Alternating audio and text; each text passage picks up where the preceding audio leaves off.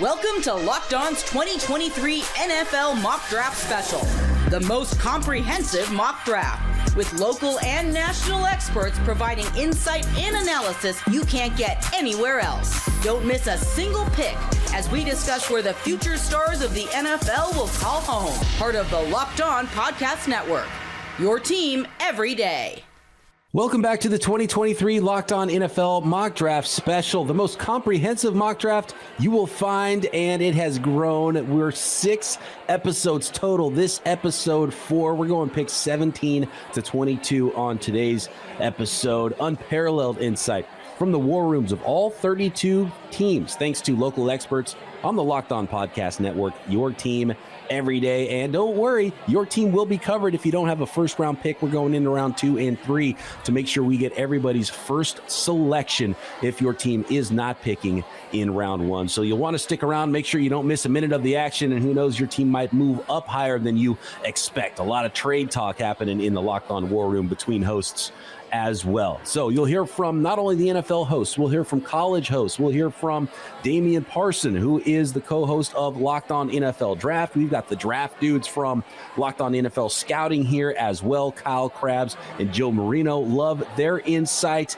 and some live reactions from the picks, from the war room of all the GMs of those NFL teams together, making trades and talking about those picks. And of course, we are your hosts. I am Brian Peacock, at BD Peacock on Twitter, NFL analyst and co-host of the Peacock and Williamson NFL show and Locked On 49ers podcast. Here with me, my co-host from Peacock and Williamson, former NFL scout Matt Williamson, at Williamson NFL. I'm pumped to get going here, Matt, with you for episode 4. And Keith, I love the addition of Keith to the booth this year with us, team scout for LSU Tigers championship team and one half of the Locked On NFL Draft podcast. You can find Keith on Twitter at the talent code Keith Sanchez. So welcome, guys. Let's get this episode 4 going. A lot of great picks at 17, and none more important to Matt than his Pittsburgh Steelers on the clock right now at pick 17. So Matt, take it away. What are the Steelers thinking in the NFL draft for 2023, and what should they be doing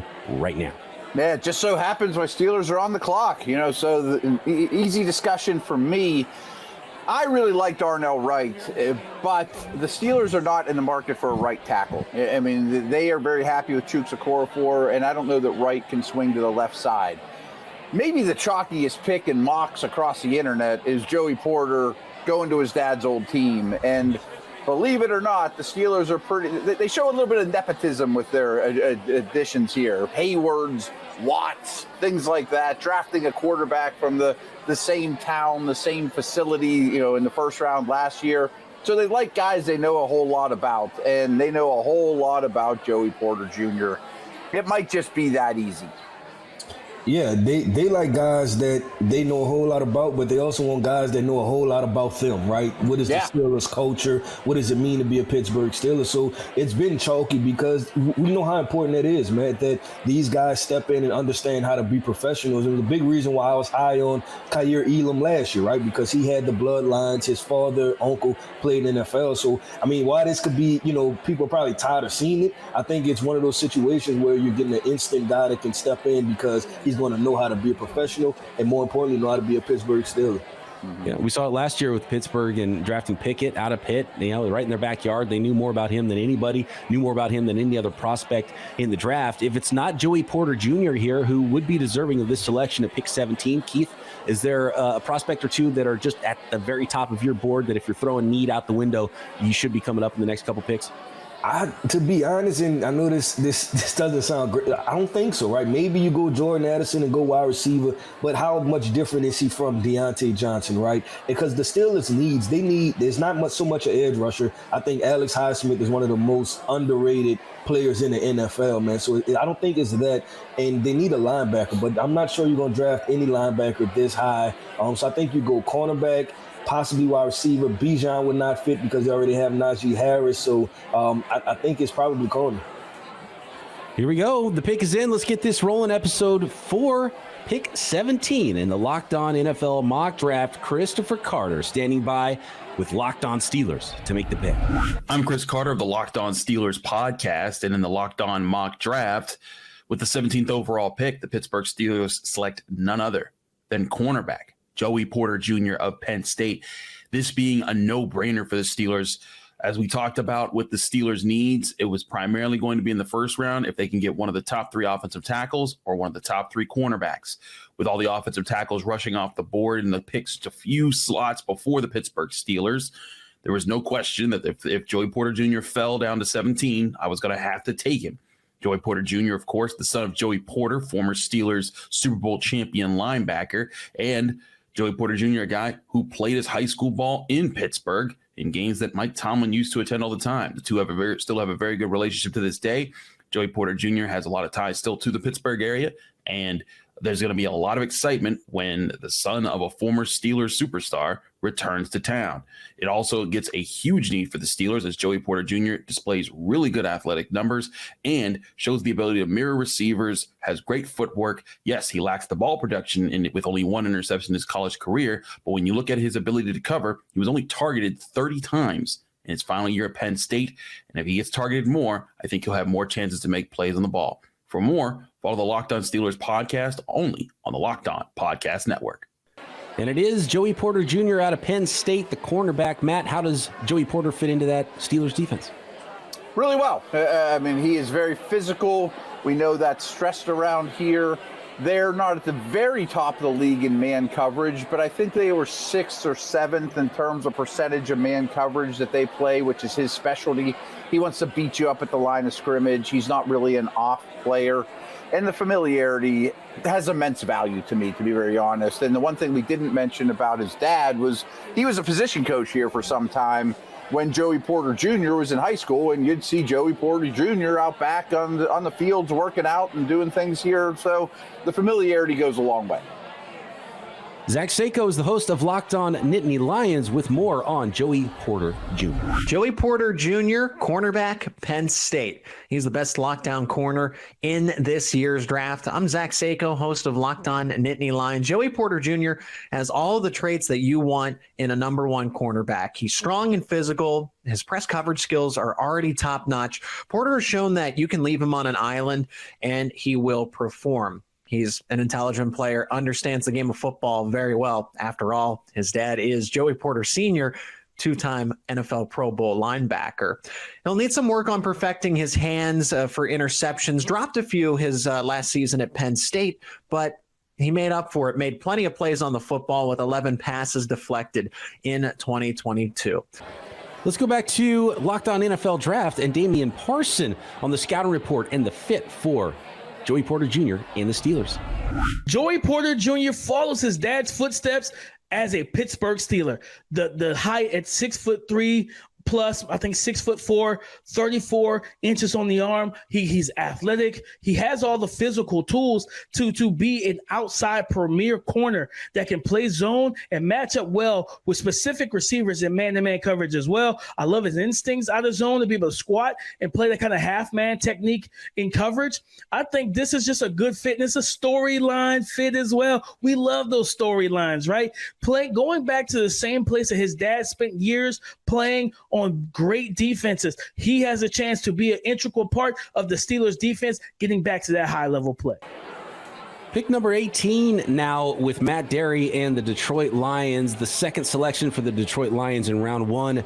Matt Derry, the host of Locked On Lions, tried to move out of pick 6. Couldn't do it, ended up selecting Kalijah Cansey and shocked the world there with the defensive tackle out of Pitt at pick number 6, and now trying to move out again. Pick 18 is an interesting one here because quarterback has to be in play, not only for the Lions with Will Levis at 18, but potentially another team moving up for a quarterback. And at what point, guys, and I think talking to both of you so far through this mock draft, Matt and Keith, correct me if I'm wrong, neither one of you are huge on Will Levis. Is this, though, where it starts to make a lot more sense for him rather than top 10 where he was projected at the beginning of the draft process? Makes a ton of sense because he doesn't have to play right away. Jared Goff's a very capable player. The Lions, much like Seattle, have the extra pick. Those teams are trending the right way. You could sit him to the side for a season. I'm not huge on Levis. I wouldn't go that direction, but I totally understand it. What about Bijan? I mean, I know they added Montgomery, but they are a physical team. Maybe this is a start of a tight end run. But I also think Miles Murphy's probably the best defensive player out there. And we just saw a corner go in Porter. Could Deonte Banks follow him up as well? You know, all of a sudden with Okudah out of the picture, corner could be in the mix for the Lions. Of all the prospects you just named, man, I like Miles Murphy the best, man. You pair him up with Aiden Hutchinson, you're talking about two high-level, productive players that also high-character guys, right? Like everything we've heard about Aiden last year, Miles Murphy this year, they check all the boxes, and they kind of fit what this Detroit Lions organization is trying to build, from the ground up. So I really like the Miles Murphy pick if they're able to go with Miles Murphy at this election. So with the trade chatter, let's check in on the Locked On War Room and see what's going on there, and see if Matt Derry can swing that deal. Can still get Will Levis. This Will Levis? I'll ask again if anybody wants quarterback. Lamar Jackson. Matt, come on. Are we making a deal? Where's Luke Braun? I traded. We've done enough trading with the Lions. I'm good. Yeah, you're dealing with Luke Braun now, not Kwesi Adofo-Mensah. It's very different. I will say, when Christopher Carter mentioned back channels, I was the back channels, but I'm not doing it with the Lions. Did Will Levis kick a puppy or something? No, he put mayonnaise mayo in his coffee. That's right. He got way too jacked, apparently. Yeah, he ate a banana whole. I'll also tell you this: when they start talking about his feet not being pointed toward his target, I started thinking about Derek Carr. I could swear that's what people say that about him when he came out of Fresno. They just like, he doesn't aim his feet towards his target. I'm sitting there thinking, and then when I watch him, he kind of reminds me of Derek Carr. Is Will Levis just young Kirk Cousins? Or do we have another Kirk Cousins coming into the NFL? Another version? People are saying. Kirk Cousins variant? Kirk Cousins is nowhere near the athlete. I don't know. No. But athletic Kirk Cousins. He could be athletic Kirk Cousins. Oh, sure. He's just Jack another variant. Kirk Cousins. Yeah, he's swole Kirk Cousins. He is another. He's Jack Kirk. Variant. We've got handsome Kirk in Vegas. We have eyeliner Kirk in New Orleans. It's swole Kirk. Yeah. I would take a more physically talented Kirk Cousins all day long if that's what Will Levis is. An interesting Derek Carr comp as well in the chat, but clearly nobody really super on board with Will Levis here. So he is falling. Doesn't sound like Matt Derry wants to take him, but maybe he does realize that that's the best value here at pick 18 and wants to be forced into it. So let's find out what Matt Derry does. Not able to trade the selection, pick 18 for Locked On Lions. With the number 18 pick in the first round of the Locked On NFL Draft, the Detroit Lions select defensive end Miles Murphy from Clemson. Detroit continues to bolster that defense. First Kancey at 6. Now the Lions get Murphy at number 18, high motor player that fits the mold of Dan Campbell, certainly, and aids to a defense that continues to add defensive linemen, something Brad Holmes has been doing in the draft for the last 2 years. Murphy can get after the passer, but more importantly, can set the edge against the run. He is a dominant player at times against the run at defensive end, and played 3 years at Clemson and really stood out as an all-ACC performer on a very good Tigers defense. So Clemson, defensive end, Miles Murphy goes number 18 to Detroit as the Lions continue to bolster that defense. So Miles Murphy to go with Kalijah Kancey and last year's number 2 overall pick in Aiden Hutchinson. Keith, how do you think that defensive line stacks up, and how would you grade the Detroit Lions on their 2 picks in the first round of this mock draft in Kancey and Miles Murphy, if that's what they end up with after day 1? 50-50, right? Because we talked about Kalijah Kancey on the first episode where he went to the Detroit Lions. Obviously, I think that's really high. But this Miles Murphy, them to be able to kind of recover and take this guy here, this is going to be one of those picks that I believe that everybody's going to wonder, how did Miles Murphy fall this far? And I think it's just simply over scouting the prospect, right? Like, and just overlooking him. I think this is a really good duo when you pair him with Aiden Hutchinson. Third downs are going to be a nightmare for defenses because Kalijah Kancey, Miles Murphy, Aiden Hutchinson, they all shown that they can get after the quarterback. So defensive coordinator Aaron Glenn should be really excited. It'll be a fun group up front there for sure for the Detroit Lions in this scenario. I would have loved Kancey at 18, and I like Miles Murphy at 18, but with pick 6 in the mix, I think most Lions fans would have hoped for a little more. Ken Gibbs is standing by. He is the host of Locked On ACC with a little bit more on Miles Murphy out of Clemson. Hey there, folks. It's me, Kenton Gibbs with Locked On ACC, here to talk to you all about Miles Murphy. Let me tell you something. The edge rusher out of Clemson is going to be coveted by almost every team in the league, and with great reason. The edge rushing position is a premium position, and he's a premium talent at the position. You name it, he checks almost every box for the position. An extremely explosive first step. Got it. Long arms and limbs that disallow tackles to get inside his body. Got it. The ability to anchor down against the run and even cross face and do what he needs to do when you got movement for a blitz going to get in backfields. Got it. Now, when you look at Miles Murphy, all you see is upside, pluses, pluses, pluses. The only things that he needs are things that can be coached over time, like perhaps developing a little bit deeper of a rush bag. But aside from that, he has got it all. I'm telling you, this gentleman has the frame, he has the production, he has the motor, he has the type of work ethic that say that he will be a Pro Bowler for as long as he wants to be in the NFL. Damian Parson of Locked On NFL Draft. What are your thoughts on Miles Murphy out of Clemson to the Detroit Lions? I like this pick a lot because it is a pick of need. It's a position of need, and addressing him with one of the better players at the position is never a bad thing.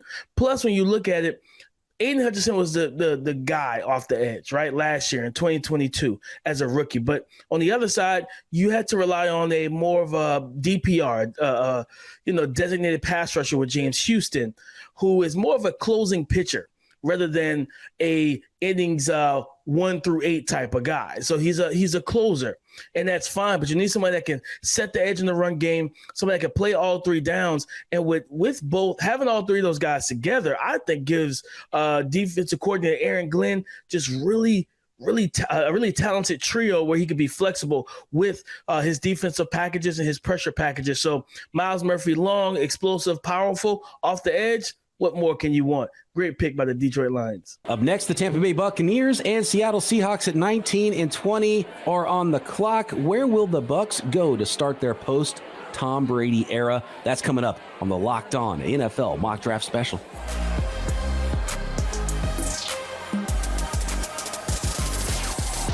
This episode is brought to you by Built Bar. If you're looking for that delicious snack, but you don't want all the sugar and calories, then you need the best tasting protein bar ever, Built. You got to try it. If you're like me and you want to make healthier snack choices, but you don't want to compromise in taste, healthy and taste amazing is what you get with Built Bars, and they hit all the macros you are looking for in a bar that is covered in 100% real chocolate. That's right, real chocolate. It tastes delicious and it sets it off, and you really feel like you are getting a snack. Most Built Bars have only 130 calories and 4 grams of sugar with a whopping 17 grams of protein. Go to Built.com to find all the flavors. There's new flavors coming all the time at Built.com, and now you can find them on your store shelves as well. Your local Walmart or Sam's Club. At Walmart, check out 4-bar boxes of cookies and cream, double chocolate, coconut puff in the pharmacy section. And if you're close to Sam's Club, run in and grab a 13-bar box of hit flavors, brownie batter puff and churro puff, and you can thank us later. And of course, you can find all the great flavors at Built.com.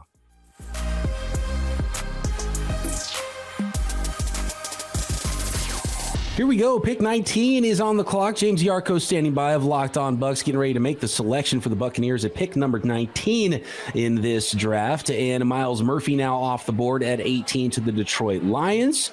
Matt, what do you think the Tampa Bay Buccaneers need to do here to kick off the post-Tom Brady era? Will Levis, they go quarterback.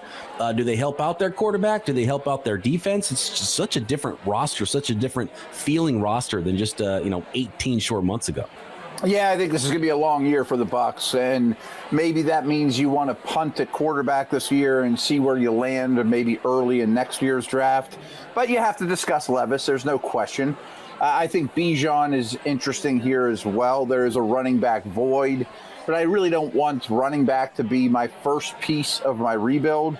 So for those reasons, I think Darnell Wright's the obvious choice. There's already been talk of moving Tristan Wirfs to the left side. He's certainly athletic enough to handle it. I would run to the podium and grab Darnell Wright here. Keith, what do you think? Darnell Wright on the right side, Tristan Wirfs to the left side. Is it that easy to flip sides for an offensive tackle?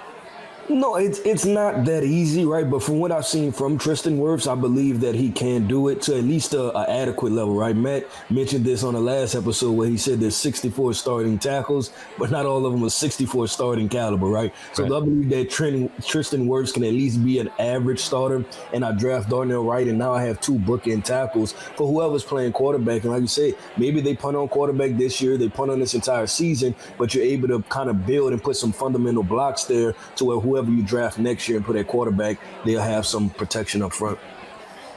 Here we go. Pick number 19 is in. James Yarko of Locked On Buccaneers. The 19th pick in the Locked On Podcast Network NFL mock draft, the Tampa Bay Buccaneers select running back Bijan Robinson out of Texas. I am James Yarko, one of the hosts of Locked On Bucs.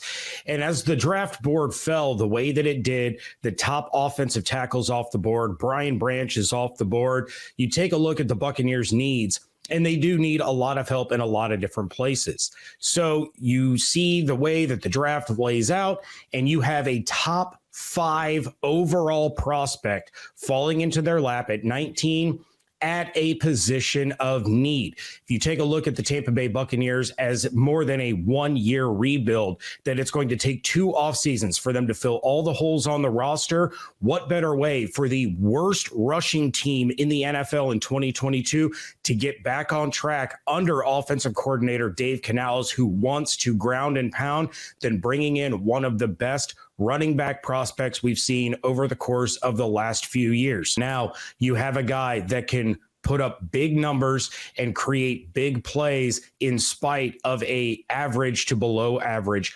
offensive line. All right, we got to go back to the Locked On hosts war room here. That they got a huge reaction over Bijan Robinson going off the board at pick 19. Oh, man. I was wondering where he was going to go. How could you? Man. I am not happy with that at all. It's a mix of reactions. Wow. I am. I don't want to. If I'm the Saints defense, who was 24th in the NFL last year, and the run game, it has done nothing to improve their defensive line so far this year, except for lose pieces and replace pieces. I'm terrified that Bijan Robinson is in the division. I'm glad he's not a Falcon, but I'm terrified he's in the division.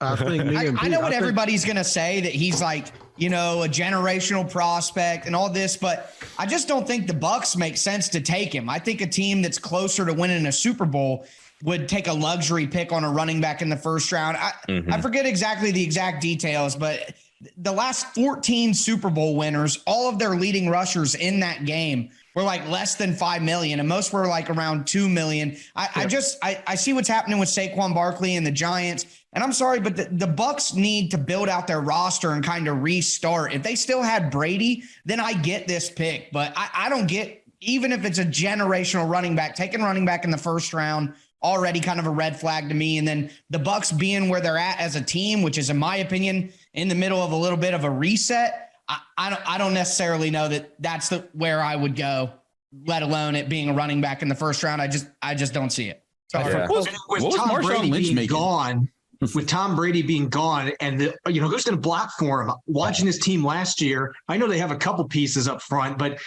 most of their offensive linemen are older. They've moved on from him. They couldn't block for Fournette and a couple other running backs they had last year. So as great of a talent as Bijan Robinson is, I would have major reservations about this particular landing spot for multiple reasons. I mean, who's going to block for him there? I just think they're putting themselves in a really bad spot here, even though I love the talent and a lot of the other teams in this area picking him would make sense. This one, I just don't get it. So the Buccaneers have been throwing day 2 picks at running backs the last few years. Now they go in the first round to try to figure out that position. Matt, they're going to sell a lot of Bijan Robinson jerseys in Tampa if they make this selection, but are they going to win more games because they drafted a running back? Probably not. I mean, I love the player, and next year's first-round quarterback might be very happy that Bijan's behind him. I mean, that's a nice safety blanket, but I would argue that Darnell Wright might help the run game more than Bijan, and certainly would help the pass game more than Bijan. And he's right, though. I mean, that was a horrific running game last year. Keith, what do you love about Bijan Robinson? Because while running back value might not be what it used to be in the NFL, this dude's a playmaker. And if he can help out in the passing game, does that make his value worth a first rounder more so than maybe some other recent running backs?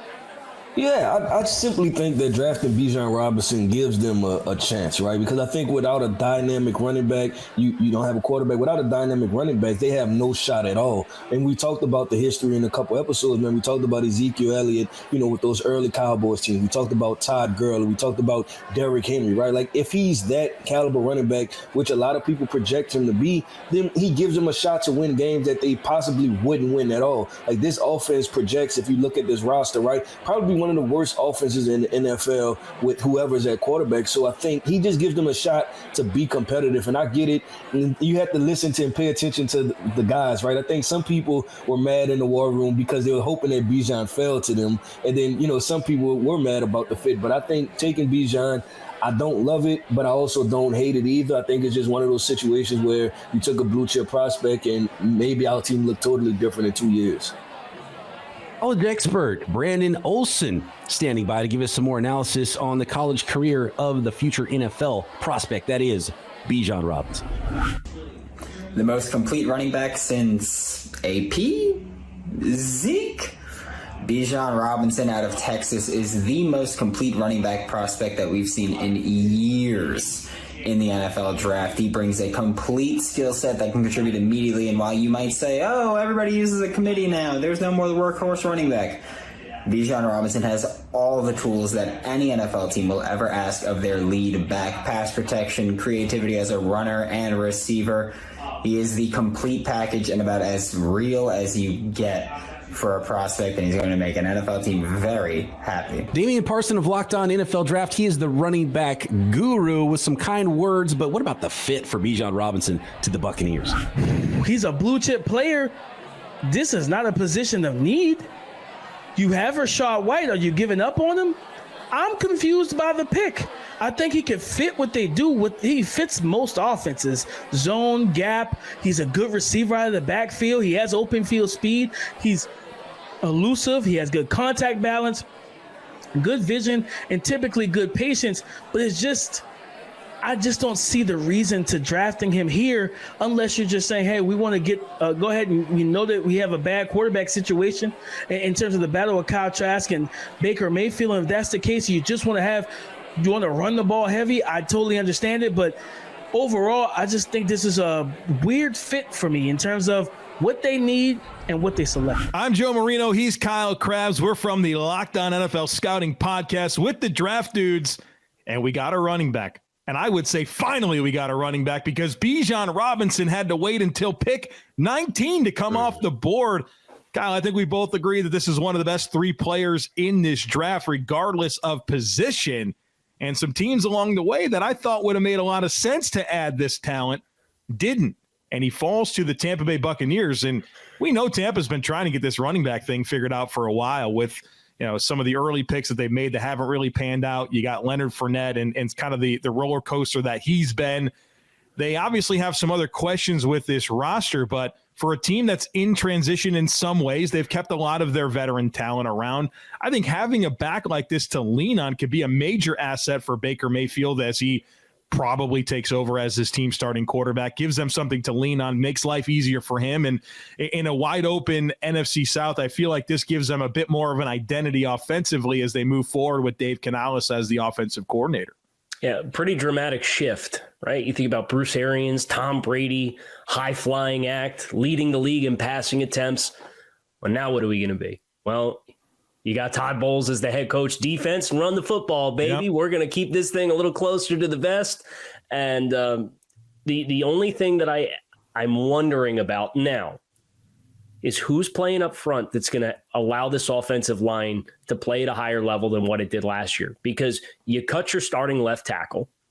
The interior offensive line was a mess between the young players, and Ryan Jensen was injured for the majority of the year, so I get it.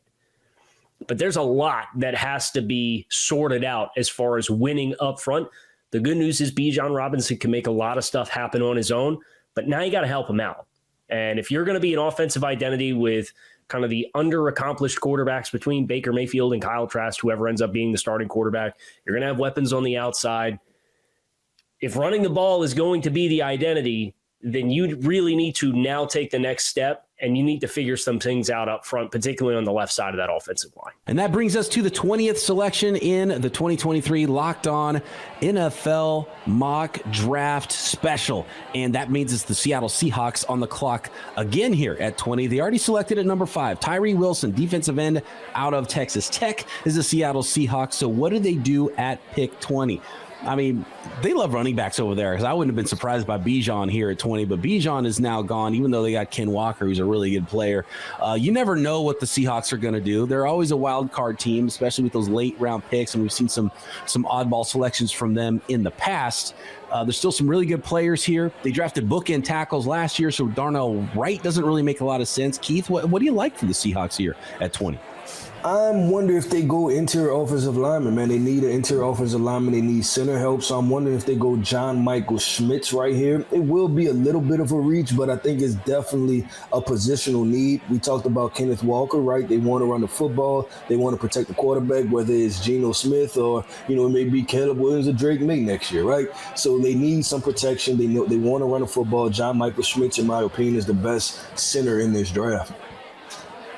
How wide of a net will the Seattle Seahawks cast with pick 20? That selection is in. Back to Corbin Smith of Locked On Seahawks. With the 20th selection of the Locked On NFL mock draft, the Seattle Seahawks select Adetomiwa Adebawore from Northwestern, a versatile defender that can play off the edge as well as 3-tech defensive tackle.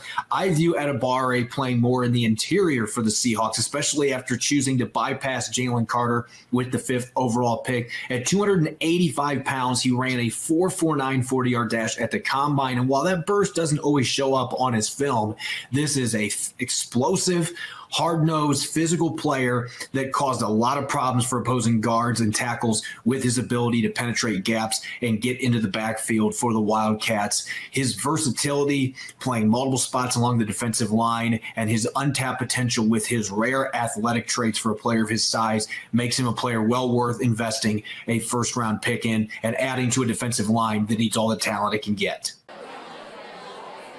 Adebawore, I love it here. And this pick really lit up the Locked On hosts' war room when that selection was made. As far as Adebawore, the player and the prospect, he's just really hit every checkpoint of the offseason. And he has really good tape, and he was productive in college. And then he goes to the Senior Bowl, does well, destroys the combine, right? And that's the combination, the magic combo, Matt, if you want to rise in the draft process. And Adebawore has just hit everything. And I to be honest, you probably shouldn't be shocked. A lot of people might be surprised by this pick. I was surprised by the pick, but maybe you shouldn't be shocked as high as this guy could go. Yeah, I understand it. I mean, obviously, versatility, athleticism, all those boxes you mentioned.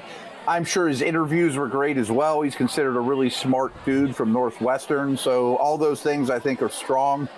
They're different style defensive linemen, but I would have preferred Brian Brzee, to be honest with you. And I have no problem going defensive tackle here. Really what I would have done, though, is I think I'd have added another pass catcher, a Jordan Addison, maybe Dalton Kincaid, somebody along those lines for Seattle. But they can go a lot of directions. Keith, what about another 280-pound defensive tackle? Because Corbin talked about him playing inside, and I think you got to be an outside-in player. And I liked him on the edge, too, and he's got long arms. But I don't know about making him a full-time defensive tackle. That's a little bit more difficult for me. Yeah, I think if these players were one-offs, right, I would be okay. But you're talking about now your first-round draft, you left with Adetomiwa Adebawore. I think I got that right. And then we have Tyree Wilson. So you're talking about two versatile guys, but versatility only works if they complement each other. And I just don't know if they're complementary pieces. Like these are guys that's on total opposite spectrums, right? One is 6'6", 260. The other one is 6'1", 280, right? Where are we placing these guys? How much, or what are the percentages that they're going to be on the field together? And then what positions are they going to play? That is just some of the questions that I would have. Locked On Big Ten host Nate Dickinson on how Adebawore wrecked the Big Ten. Adetomiwa Adebawore, a defensive lineman out of Northwestern. Nate Dickinson here from Locked On Big Ten, here to tell you a little bit more about one of the biggest names out of the NFL Draft Combine. Adebawore ran a 4.49 40 at 282 pounds. He had 9 tackles for loss last season and 5 sacks too. But the reason why he's only projected as a day 2 draft prospect is because he doesn't really fit into either of the line spots in the NFL right now. 6'2", not really tall enough to be elite on the edge. 282, not really big enough to be elite inside, but at the very least, teams are going to like that speed alongside of his ability to work as, at the very least, a rotational guy and a formations player because of that. So whoever gets Adebawore will be happy with the athlete that's coming onto their team. Is Adebawore a reach? Damian Parson of Locked On NFL Draft on the prospect and the fit for Seattle at 20. I like the player. I just don't understand the fit in particular, unless they're going to more of a 4-man front. I don't know if he's going to completely live. He's a tweener as well. Someone that's, to me, is more edge rusher, edge defender versus the run and then rush between the tackles on third downs. But then also pairing that with a Tyreek Wilson. I know you're going kind of athletic freak with athletic freak, but just what's the plan here? And I like the player. I do like the fit in total retrospect, but just the plan of having these 2 first-round picks and going 2 tweeners, I'm a little bit out on. Interesting. The tweener word. It's a naughty word for NFL draft picks. Is he versatile, can do both, or is he a tweener and not really good at either? We'll find out with Adebawore, who was selected to the Seattle Seahawks at 20. Up next, we're wrapping up episode 4 with the Los Angeles Chargers and the Baltimore Ravens. Both could be looking to add weapons for their quarterbacks, but probably not in the quarterback market, even though Will Levis is still on the board, even if Baltimore isn't entirely sure the quarterback is. So could they be making a switch? Could that be on the mind of the Baltimore Ravens? And could they sneak in with a quarterback and move off of Lamar Jackson? We'll find out next.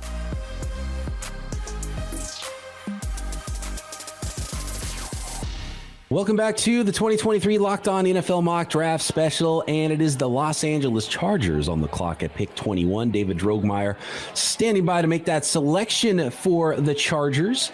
And all right, we're into the 20s here, guys, and we're starting to see some picks. And you both mentioned this, and Matt, I'll go to you. How wide is the net for these teams at this point? Because if pick 21 is the same as pick 45 on a lot of teams' board and there's not that much separation, are you leaning more for need? Are you drafting for upside? You're probably trying to maybe trade a pick to go up or down. If you see the board differently than other teams, maybe this is where the quarterbacks have to come off the board, whether it's via trade or a team that's ready to make a move. What are your thoughts for the Chargers here at 21? Yeah, I mean, Darnell Wright, Nolan Smith are 2 prospects to me that stand out as values at this point. They seem to like Pipkins at right tackle. I would still consider Wright, but they need to get more explosive on offense. I mean, you have this phenomenal quarterback, and your yards per play and downfield passing attacks are really poor. So I would consider Addison. I wish I liked Jalen Hyatt better because that's the style of player they could use, really stretch the field. Or maybe just take your favorite tight end.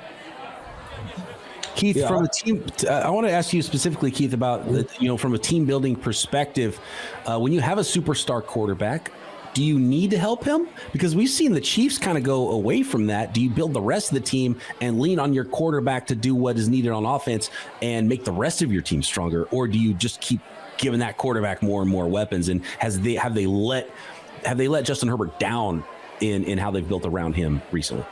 Yeah, it's a bit of a balance, right? But I think it's tough to use Patrick Mahomes, man. We have to put Patrick Mahomes in a tier of his own, understand that that's kind of a one-off. And then the fact is that more so than not, most of these quarterbacks in the NFL are products of what's surrounded by them, right? Like, we have to understand that. And Justin Herbert could be this all-pro, really good quarterback, but he can also still be a quarterback that needs weapons. Both can be true for Justin Herbert. So I agree that, listen, Keenan Allen, Mike Williams, these are guys that are not going to run away from anybody, right? We're not talking about 4 or 3 wide receivers, but you do need that to add another element. So a guy like Jordan Addison, maybe you decide to dip into a Zay Flowers, another explosive slot guy, or I would take a chance on a tight end. Maybe Dalton Kincaid, who's a good pass catching, can run a different route. And then Luke Musgrave is a guy to just kind of soft circle, because I think he's a vertical stretch guy, and he possibly has the highest upside as far as, having potential to dominate as far as a pass catching tight end.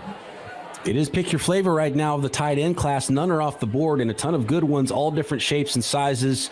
Let's go to the pick. It is now in. David Drogemeyer of Locked On Chargers. What's up, guys? David Drogemeyer here from the Locked On Chargers podcast, and with the 21st overall pick in the 2023 NFL Draft, the Los Angeles Chargers select Dalton Kincaid, tight end out of Utah. Dalton Kincaid is an elite pass-catching prospect at tight end. He has incredibly soft hands, also very sure-handed. He does not drop any passes. He's a great receiver in the contested catch situations. He does not allow himself to get bullied. He's a very advanced route runner. Also gives the Chargers a yak threat from day one. He has great wiggle. He has deceptive quickness out in the open field. He will get you extra yards. Also, he helps you immediately in the red zone. Also, new Chargers offensive coordinator Kellen Moore loves his tight ends. So this is going to be a pick that he is going to love, scheming up ways to get involved in this Chargers offense. And most importantly, this gives another weapon to superstar quarterback Justin Herbert. All right. So what are your thoughts there, Matt? Do you like the direction here? Go help your quarterback. Go get yourself a playmaker. Well, I commend David for going all in on the outfit. I mean, that was strong. That's big. But Kincaid's a fine pick as well. They need another weapon. He is a phenomenal receiver. He mentioned that word time and time again, not a traditional tight end. Yeah, I like it. I think about the area of the field that Keenan Allen, who's at the end of his career, the area of the field that he wins in, I like that fit of bringing in somebody to replace that production in the middle of the field. Keith, do you see it that way? Yeah, and it's talking about being complementary pieces. It's talking about being able to move wide receivers. Right now, you're talking about defenses not being able to know exactly where Keenan Allen is going to be lined up. You're talking about getting Dalton Kincaid matched up on some of these slower linebackers and just creating easy throws for Justin Herbert right in the middle of the field, right in his vision. We always talk about security blankets for quarterbacks. Dalton Kincaid definitely has the potential to be that for Justin Herbert. And we made the reference to the Kansas City Chiefs earlier. The guy they did not get rid of was their tight end. So maybe that's the way to do this thing. So the more I think about it, the more I like Dalton Kincaid here at 21 to the Los Angeles Chargers. More on Dalton Kincaid from Locked On Utes host JT with Trissel. Kincaid, the tight end out of Utah, is not just one of the draft's best tight ends, but one of the draft's best pass catchers. Hello, everyone. JT Wizardsill of Locked On Utes here. When you're talking about Dalton Kincaid, you're talking about a guy who absolutely tore up Pac-12 defenses all season long. He had over 890 yards on the season, 8 touchdowns, and 70 receptions. Dalton can get it done at each level of the field, adjust to balls incredibly well, great hands, a strong blocker, a good route runner too. When you're talking about Dalton, you're talking about a quarterback's best friend, guy who does a great job working back to the ball, has a huge catch radius too, and was dominant all season for the Utes and saved some of his best performances for some of their biggest games, whether it was against Oregon or especially at home against USC when he had over 200 yards. But Dalton Kincaid is going to be huge at the NFL level. Damian Parson of Locked On NFL Draft. Was Dalton Kincaid the best tight end in this draft? Do you like the fit with the Los Angeles Chargers at this point in the first round? He's my tight end one, guy, so I love this move. Arguably, not even arguably, he's the best pass-catching tight end in this class. Route running, separation, ball skills, hands. He's a competitive blocker. He's not the best, but he does enough, right? But I think being able to isolate him, detach him from the line of scrimmage, put him out wide, put him in the slot, get him up against safeties and linebackers. He's such a hassle to defend. Just ask USC. Now, giving that type of weapon to Justin Herbert, man, putting that at the tight end position, the comp for him is Zach Ertz. Zach Ertz with a prime Justin Herbert, a guy that can really push the ball down the field, especially off of the play actions. Getting Kincaid isolated, I love this move for the Chargers offense. We are on to pick 22 of the Locked On NFL Mock Draft special here in 2023, and it is the Baltimore Ravens at pick 22. Kevin Ostreicher is on the clock with Locked On Ravens to make this selection. Which direction do they go? The unknowns at quarterback. Could this be where Will Levis is taken off the board? And is this the scenario of when a team decides that they're going to sign Lamar Jackson to that offer sheet, because that way they don't have to give up their first round pick this year if they wait until Friday to sign that offer sheet? I think Lamar's a Raven, and they all kind of know it at this point. So I think they go a different direction. There's 3 spots that really stand out to me. An edge rusher, Nolan Smith, really has Ravens-like traits. A corner, Deonte Banks, do you keep him in the state of Maryland still? Or another receiver, even after signing Odell? That's a 1-year deal. He has durability concerns like crazy. I like Zay Flowers more than Jordan Addison, but both would make sense. Yeah, I agree. I think Zay Flowers, you pair him up with an Odell Beckham, and then they still have Rashad Bateman, right? You're hoping that you can get, at least 12 games out of Rashad Bateman at this point. And you have a dynamic receiving coordinator moving on to a new offensive coordinator. So I agree. I think that Lamar Jackson's going to be there. And it's for the benefit of both parties. I think the Ravens are best suited for Lamar Jackson. Lamar Jackson is best suited for the Ravens. So you add another wide receiver, you give him all the weapons he needs, and then you hopefully go make a run at the AFC North and possibly the AFC title.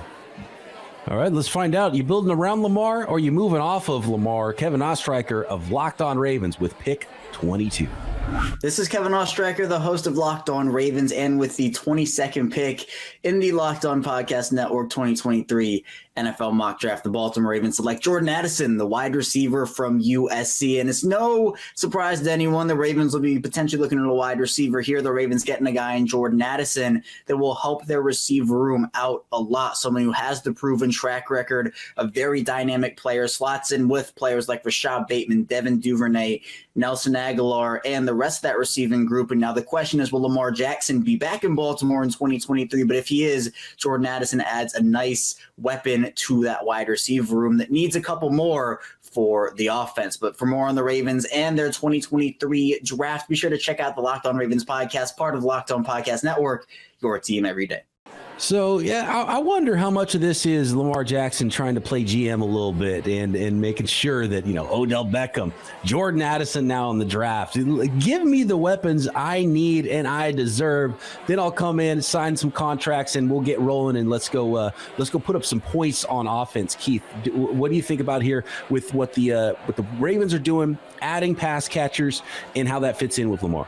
Yeah, it's just a total change of philosophy. In the past, the Baltimore Ravens, this would have been a tight end, right? Like they like the tight ends. They went Isaiah Likely and I think 2 other tight ends in last year's draft. Like I said, man, this is just simply opening it up, getting Lamar Jackson the weapons. This, to me, points all signs to Lamar Jackson definitely coming back. The general manager feel comfortable with bringing Lamar Jackson back. And I think it's actually exciting. You have to talk about the Baltimore Ravens as a true AFC contender.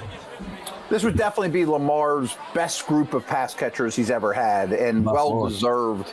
And I think with the new coordinator, we're going to actually see the Baltimore Ravens throw the ball to wide receivers. How about that? Crazy. Maybe even running backs, too. Yeah, absolutely. It could be a heck of a lot of fun there in Baltimore, and I hope it goes down this way because I want to see it. This is a pick that our Locked On Steelers host, Christopher Carter, he's covered a lot, being a former Pitt wide receiver. He covers the Panthers here in Pittsburgh. Yeah, so he's on top of Jordan. Yeah. Before USC, Jordan Addison was at Pitt and put up a ton of production there. Let's see what the thoughts are of Christopher Carter of the former Pitt product in the Locked On War Room. Look, Jordan is the kind of dude who he came to Pitt out of high school with ESPN in his on Twitter. Like, he has been living to be the big play guy. He wants to be the highlight man, and he works for it too. Like, the other thing, like I used to talk to his receivers coach, and he's like, Chris, I have to motivate these guys differently all the way. But you know how I motivate Jordan? He'll make a great one-handed catch and double coverage in practice, and he'll feel real good about it. And I'll walk up to him, and he's like, that's not going to get you on ESPN though. And he'll look at me like, just have this grit on his face and go out and do it again, but add something else to it. I think that Jordan would be a great player for Lamar Jackson. I'll tell you one thing, I'm convinced, right? Like, from that synopsis, I'm convinced I want Jordan Addison on my team, right? I think that was great insight from Christopher, man. Yeah, I've got a lot of Jordan Addison fans, and the dude just plays. So it's at a certain point, and especially with wide receivers, and that's why you see so many wide receivers that have all the height and weight and speed, get drafted in the top 10, and they flame out, and these guys in the mid rounds and later that are just ballers continue to ball. And Jordan Addison seems to be that. So, and obviously I think the fit would be really good. More on Jordan Addison, the guy who watched him at USC, putting up numbers there. Mark Culkin of Locked On USC. Hey everyone, Mark Culkin here with Locked On USC and WeAreSC.com. I'm here to talk to you about wide receiver Jordan Addison, 5'11", 175 pounds, played at USC for one season. He helped Caleb Williams win that Heisman in 2022. That was after Jordan Addison won the Bolitnikoff Award in 2021 when he was at the University of Pittsburgh. His numbers did drop off a bit from his award-winning season, although I should remind everybody he did miss a few games after suffering an ankle injury against Utah in Game 6. With that being said, he's not that big. His speed is above average, but his route running skills are just freaky good. And that's what's going to set him up for a really long NFL career. He sets up his defender with his technique that much of the time is going to have the DB, the defensive back, going in the wrong direction initially. So not only is the NFL team that drafts him going to get a high character, high quality, 10-year plus type of guy, you're going to have a guy who leads by example and is going to be excellent in the locker room as well. And I love that Addison didn't need Caleb Williams to be productive in his college career, as we saw from his Bolitnikoff Award-winning season at Pitt. More on Addison and the Baltimore Ravens from Damian Parson of Locked On NFL Draft. The Baltimore Ravens select Jordan Addison, wide receiver out of USC. I like this move. Bringing in OBJ, having Rashad Bateman return, having Mark Andrews and Isaiah Likely, as well as Devin Duvernay. Now Jordan Addison comes in, and he comes into a specific role. You throw him into the slot. You can motion him around the offense as well. Give Lamar Jackson, who I believe will still be the quarterback there. Jordan Addison is a good route runner. He can make some plays after the catch as well. He's quick, in and out of breaks. I like this move for Baltimore. This may be the best offense that Lamar Jackson has had, and I think Jordan Addison will be a big part of it. All right, Jordan Addison to the Baltimore Ravens to finish up episode 4 of the Locked On NFL Mock Draft. And Matt, who's your favorite pick of this episode? 17 to pick 22, and you can't say the Steelers. Steelers are an easy one. I might go with Miles Murphy, though. I'm really warming up to this player the more and more homework I did on him, as well as his pro day that's lit it up. I don't care if he's an edge, an inside guy, whatever. He's just very disruptive and very talented.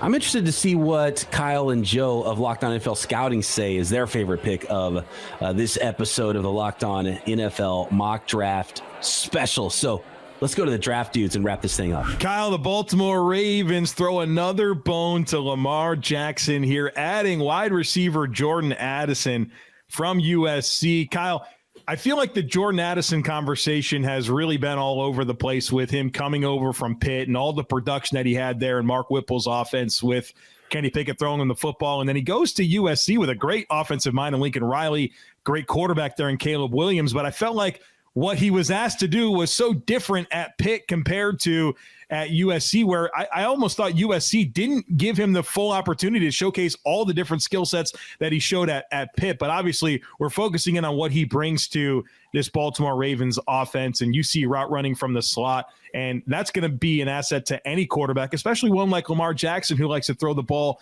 to the middle of the field. Another weapon here after we've had some gripes over the last few years about Baltimore not necessarily keeping that cupboard full enough for weapons for him.